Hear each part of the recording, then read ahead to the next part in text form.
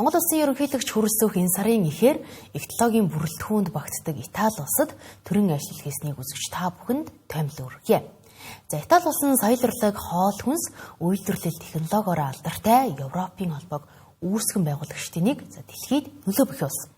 За ийм улстай манай улс бүх талаар хамтран ажиллахаар тохиролцож, хамтын ажиллагааны 10 гаруй баримт бичигт гарын үсэг зурсан нь энэ альчлалын үр дүн юм а.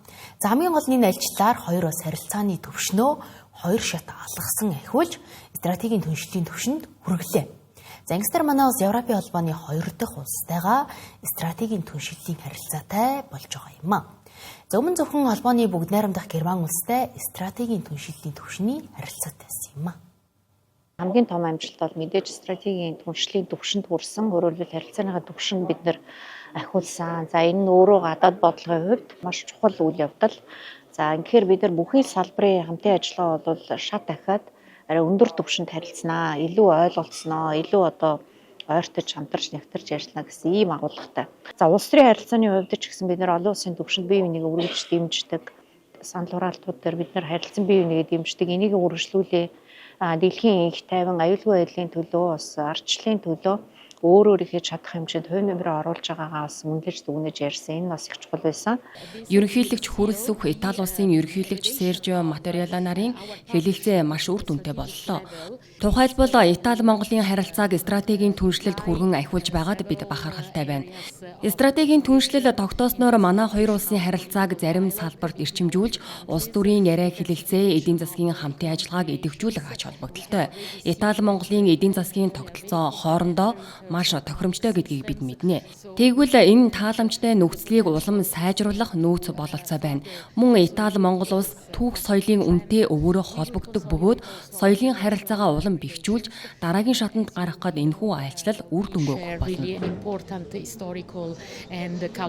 Хоёр улс бол хоёулаа их юм олон жилийн түүхтэй мянган жилийн төр ёсны түүхтэй ийм бас урд нь эзэнт гүрнүүд байсан улсуудын хувьд бол бас энэ төр ёсныхоо энэ түүхэнд мөн энэ төр ёсныхоо хариуцлагт бол бас их тийм анхааралтай хандаж ач холбогдол өгдөг нь бол бас ажиглагдаж байна. За энэхүү айлчлалын гол үр дүнгуудыг товчлоод хэлэхэд нийтдээ 12 баримт бичиг гаргаж сурлаа. За энэний хамгийн чухал баримт бичиг бол стратегийн түншлэл байгуулах хамтарсан тогтоол. За хамтарсан энэхүү мэдэгдэл дээр бол манай хоёр улсын харилцааны түвшин найрсаг харилцаа хамтын ажиллагааны түвшингээс хоёр шат ахиулан стратегийн түншлэл хүргэж байна. За улс төр дипломатын хувьд энэ өөрөө өндөр ач холбогдолтой. Манай хоёр улс бол эдийн засгийн хувьд нэг ялангуяа ноолуурын чиглэлээр манай улсаас бол маш их хэмжээний ноолор худалдаж авдаг. Европын холбооны нийт Европын холбоо руу гаргаж байгаа экспортын 90%-ийг Итали авдаг тийм ээ. Худалдааны эргэлт 100-аад сая руу хүрэхээр ингээд явж байна. Тэгэхээр энэ амжилттай явж байгаа салбарын харилцаа хамтын ажиллагааг эдийн засгийн чиглэлээр улам өргөжүүлэн баяжуулж, бусад бүхэл салбарт баяжуулах боломжтой, өргөжүүлэх боломжтой байна гэдгийг бол талууд сая илэрхийллээ. Энэхүү манай улс ажилд төр хөгжсөн ардчлалыг эрхэмлдэг Итали улстай харилцааны түвшнээ ахиулж чадсанаар эх технологийн дотор манай улсын гадаад бодлого бүрэн бүтэн болж байна. За ингэж хэлж байгаагийн учир гэвэл эх технологийн бүрэлдэхүүнд багтдаг улсуудаас манай улс Итали улстай найрсаг хамтын ажиллагааны харилцаатай. Зарим бусад улсуудтай стратегийн түншлэл, бүрэн стратегийн түншлэл болон замын зураглалтай байна. За тодорхойлбол Америк, Япон, Герман улстай стратегийн түншлэлтэй. Зарим Францтай онцгой бүрэн эрхт түншлэлтэй. За Канадтай ээж бүрэн түншлэлийн гэрээ байгуулахаар тохиролцоод байгаа. Зарим Их Британтай ээж бүрэн түншлэлийн замын зураглалтай байгаа юм а. Харин Италитай стратегийн түншлэлийн харилцаатай боллоо. Стратегийн түншлэл гэдэг чинь түншлэлийн хамгийн дээд оргил нь тийм ээ. Гэхдээ бид хоёр хөштэйгөө бол ээж бүрэн стратегийн түншлэлтэй. За нөгөө талаас ер нь энэ олон түншлэл ямар хамаатай юм бэ, хэн хэрэгтэй юм бэ гэж. Тэгэхээр бол Монгол улсын гадаад бодлогын онцлог гэдэг бол энэ ковидоос хойш дөрөв орчим жилд бол энэ түншлэлийн харилцааг бол маш хурдтайгаар, маш эрчимтэй, их хөргөө агуулгатай хөгжүүлж чадсан. Хондол энэ 2025 он гүчин бол Турктэй стратегийн түншлэл. Польштай бас тийм түншлэлт орчихсон. За дараа нь хавар ихт бол Узбекистантай ээж бүрэн түншлэл. Дараад нь төрийн айлчлалын үед Кыргызстантай ээж бүрэн түншлэл гэх тийм ингээ явж байгаа шүү дээ. Монгол улс бол гадаад бодлогоо бид нэр ярьдаг шүү дээ. Ялангуяа гадаад худалдааны гадаад эдийн засгийг солонгоруулах шаардлагатай. Манай эдийн засаг бол уул уурхаагаас хамааралтай эдийн засаг. Гэтэл бидний уламжлал эдийн засгийн гол суур бол юу гэхээр малаж хүүхэд аж ахуй. Тэнд дотор нь бас олонрын бүтээгдэхүүн. Тэгэхээр самсан олонрын 80% бол Италийн бодлоо огч тавьж байна. Дээр нь бид нар ноолуурыг самсан түүхий байдлаар биш боловсруулсан байдлаар дэлхийн зах зээл дээр гаргахад юу хэрэгтэй вэ гэхээр технологи хэрэгтэй. Өөрөөр хэлбэл нэхмэлийн үйлдвэрлэлийн технологи. Тэр үйлдвэрлэлийн технологи бол Итали дэлхийд номер 1 байна. Тэгэхээр энэ тал дээр бид нар бол харилцаа хамтын ажиллагаа хөгжүүлэх анхны шатууд нь явагдсан. Энийгээд өшөө шин төвшөнд агуулгыг нэлээд олон зүйлээр баяжуулах тал дээр бол явж байна. Дээр нь Итали бол үйлдвэрлэлийн техник төхөөрөмжлөлтөр бол маш том. Бид нар зөвхөн ерөнхийдөө юу гэдгийг Ferrari ч гэдэг юм уу, Lamborghini ч гэдэг юм уу, машин үйлдвэрлэлүүдийг мэдээд байдаг. Гэхдээ хөдөө аж ахуйн үйлдвэрлэлийн маш сайн технологитой юм уус. Тэгэхээр бид бол нэгэн л одоо хүнсний хувьсгал, эрүүл Монгол хүн одоо цагаалт гэж хөтөлбөрөөр зарласан Монголын эдийн засгийг солонгоруулах гад ингээд оролдож байгаа явдалд бол хөдөө аж ахуйн бүтээгдэхүүн дээр ноу хау, шинэ технологиг оруулж ирэх тал дээр талтай харилцаа. Заашгүй шаардлага. Дайн дэлхийн улс төрийг тодорхойлолцож, Европын холбооны эдийн засаг худалдааны салбарт томоохон тоглогчоор оролцдог. Итали улсаар дамжин манай улс Европын зах зээл танигдах боломжтой гэж судлаачид үзэж байна. Зэнудагийн ерөнхийлөгчийн айлчлалч энэхүү стратегийн хамгийн бодит өгөөжтэй гарцыг нээхэд ихээхэн түлхэц үзүүлсэн гэж тэд үзэж байна. Ялангуяа хөдөө аж ахуйн салбар тэр дундаа ноолуурын чиглэлд Итали улстай хамтын ажиллагаагаа үргэлжлүүлсэн нь хамгийн чухал шийдвэрийн нэг байлаа. Ингэснээр ерөнхийлөгчийн санаачилсан цагаан алт хөтөлбөр эрчимжин гэдгийг хэлж ирсэн юм. Учир нь манай улсын ноолуурыг Итали улс авах сонирхолтой байдаг. Харин манай улс Италиас ноолуур боловсруулах тоног төхөөрөмж нийлүүлэх сонирхолтой. Энэ бол манай хоёр улс харилцан ашигтайгаар хамтран ажиллах боломжтой гэдгийг илтгэж байгаа баримт юм. Өнгөрсөн онд гэхэд манай улс 1000 кг буюу 1 тонн ямааны угаасан ноолуур, 533 кг ямааны самсан ноолуурыг Итали улс руу экспортлсон. Цаашид энэ хэмжээгээ нэмэгдүүлэх асуудал айлчлалын үеэр яригдсан. Энд ч Итали улсаас манай улсын хүнс хөдөө аж ахуй хөнгөн үйлдвэрийн салбарын аж ахуй нэгжүүдэд 40 гаруй сая долларын хөнгөлөлтөө зээлийг олгох оролцжээ. Айлын талын банкуд бас манай бизнес хөгжүүлэхэд анхаарч 40 сая долларын хөнгөлөлттэй зээлийг одоо манай арьс шир ноолуурын салбарын аж ахуйн нэгжүүдэд хөнгөлөлттэй зээл олгоё гэдэг бас шийдвэрийг гаргасан байгаа. Италид одоо дэлхийн нэртэй брэндүүдийн хувцас одоо үйлдвэрлэдэг үйлдвэрүүдэд Монголын ноолуур маш хэрэгтэй байна. Дэлхийн ноолуурын 40 орчим хувийг Монголын ноолуур бүрдүүлдэг шүү дээ. Энэ чанартай ноолуурыг одоо тийм үү ахиу хэмжээгээр авахын тулд Италийн банк, Италийн үйлдвэрүүдэд дэмжих зорилгоор Монголын компаниудад зээл олгож. Өөрөөр хэлбэл түүхийн эд ханган нийлүүлж байгаа Монголын талд Монголын төлөө аж ахуйн нэгжүүдийг чадварчуулах, тэднийг хөгжүүлэхэд тэднээс тасралтгүй баталгаатай түүхийд авахын тулд зээл олох бодлого нь явж гэнэ гэсэн үг. Итали улсад одоо бүх технологи техник нь байна. Маш өндөр хөгжсөн брэнд бүтээгдэхүүн гаргаж одоо дэлхийн зах зээл дээр дэлхийн бодог хамаг арьс ширийг энд цуглуулад бүтээгдэхүүн үйлдвэрлээд дэлхийн хамгийн үнэтэй брэндүүдийг хийж байна. Дэлхийн ноолуурыг энэ одоо Итали улсад авчраад цуглуулад одоо дэлхийн хамгийн үнэтэй бүтээгдэхүүн хувцсыг үйлдвэрлэж байна. Тэгэхээр энэ технологи дээрээ үндэслээд Монголд хөрөнгө оруулах, Монгол улсад хамтарсан үйлдвэр аж ахуйн нэгжүүд байгуулах, мөн одоо Монголын аж ахуйн нэгжүүдтэй хамтарч ажиллах 3 дахь зах зээл дээр хамтарч гарах тал дээр бид нар одоо бодиттой юм ахиц төвшил гаргах юмаа гэдэг энэ зүйлийг яаж тохирсон нь өөрөө маш чухал. Манай үйлдвэрүүдээс ялгаагүй энэ зээлийг авсны дараа малчтай хөгжүүлэх бодлогыг одоо явуулаад эхэлж байгаа. Энийг цаашдаа илүү сайжруулах хэрэгтэй. Өөрөөр хэлбэл малчтыг одоо сайн өдрийн одоо ийм хэлтүүлэгч буюу те одоо авахтан зориулж энэ үйлдвэрүүд хүртэл дэмжлэг үзүүлж шүү дээ. Тэг ингээ бие биений дэмжээд одоо явна л гэсэн үг. Хамгийн сүүлд гэхэд Итали улсын Falconeri компани манай улсад ноолуур угаах үйлдвэр барихаар хөрөнгө оруулалтаа эхлүүлээд байгаа юм.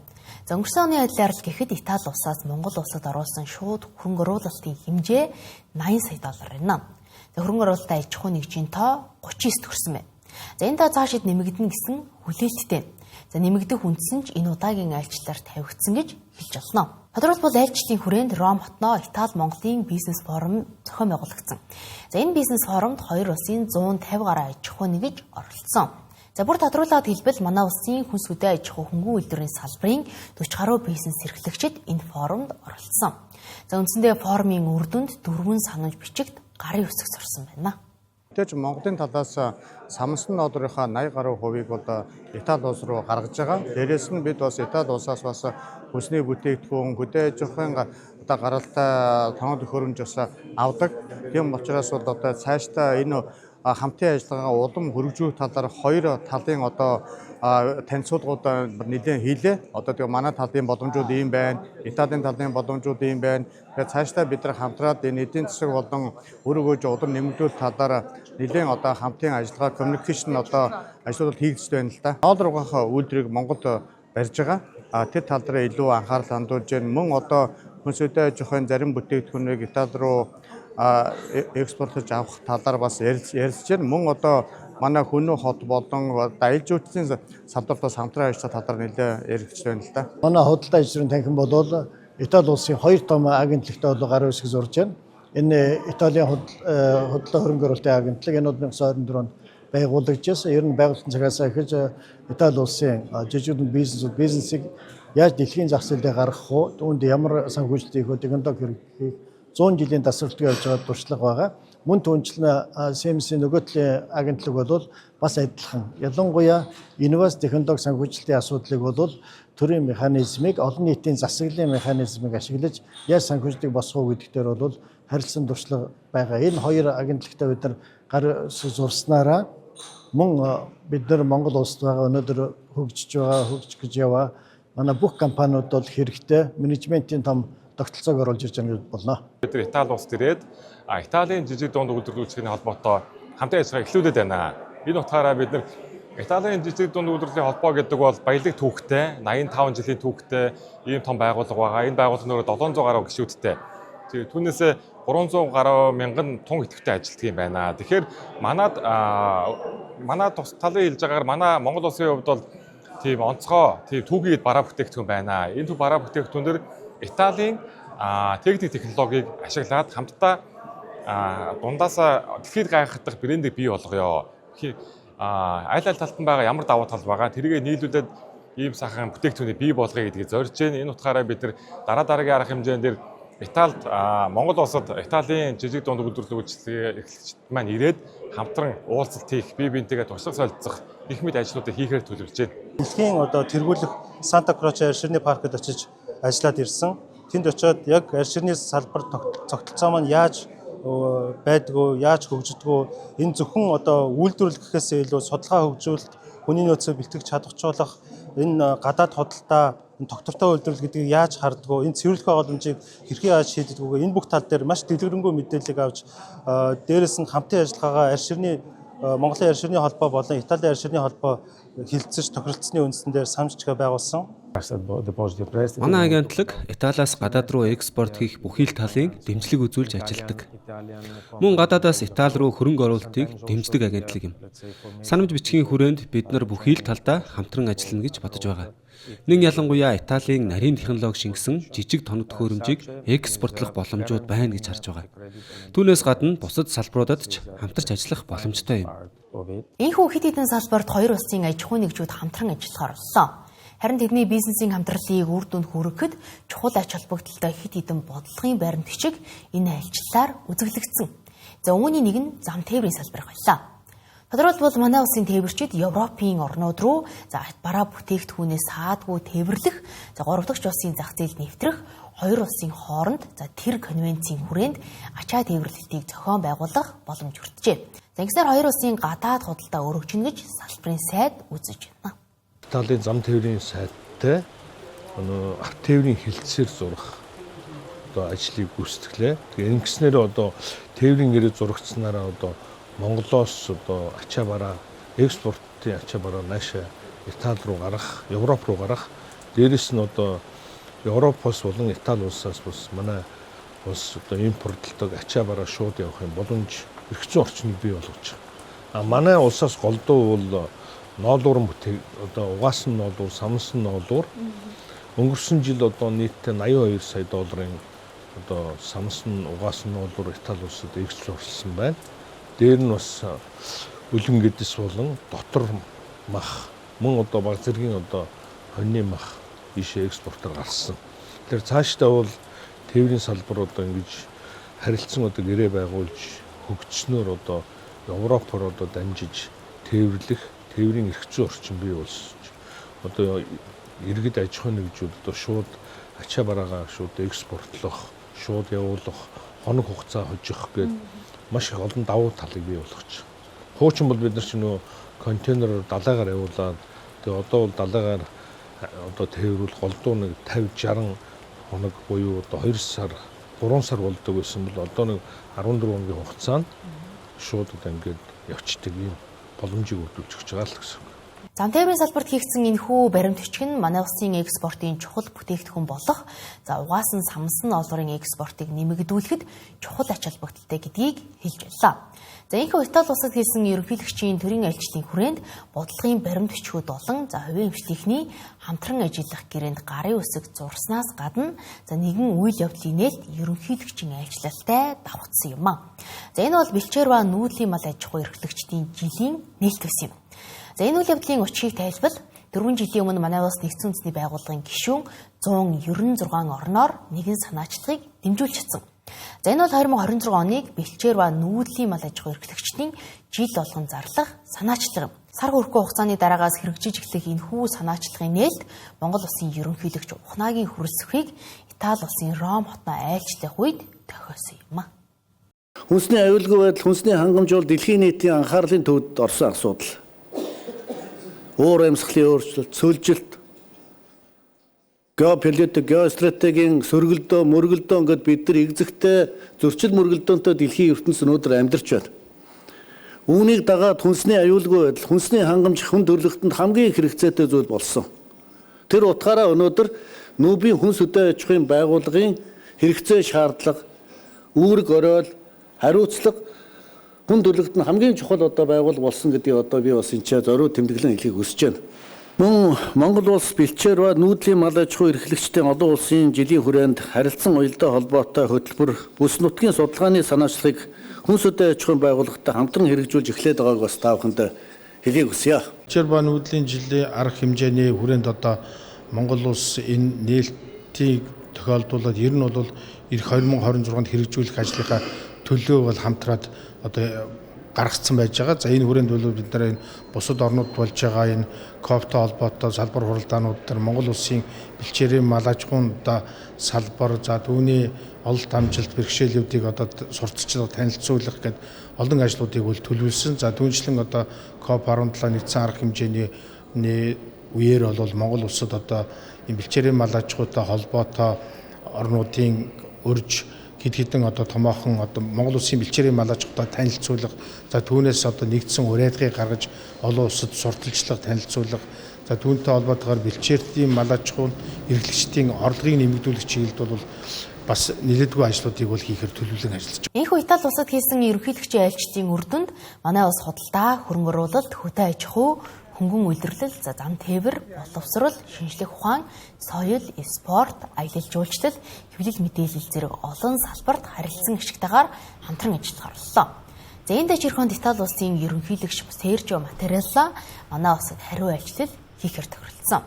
За түүний хувьд 2015-аас 2022 онд Итали улсын ерөнхийлөгчөөр ажиллаж байгаад за 2022 онд Улаан 7 жилээр сонгогдсон. Улсынхаа 12 дахь төрийн тэргүүн за 2 дахь дахин сонгогдсон ерөнхийлөгчөөр ажиллаж байгаа юм байна.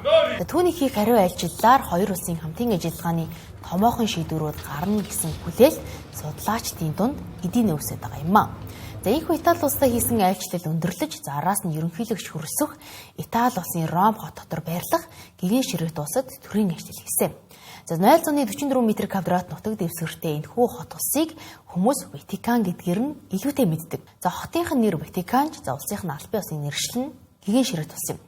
За айлчлалын хүрээнд Монгол улсын ерөнхийлөгч хүрэлцэх гэгэн ширээт улсын төрийн тэргүүн Пап 14-р Леонор албан ёсны уулзалт хийсэн.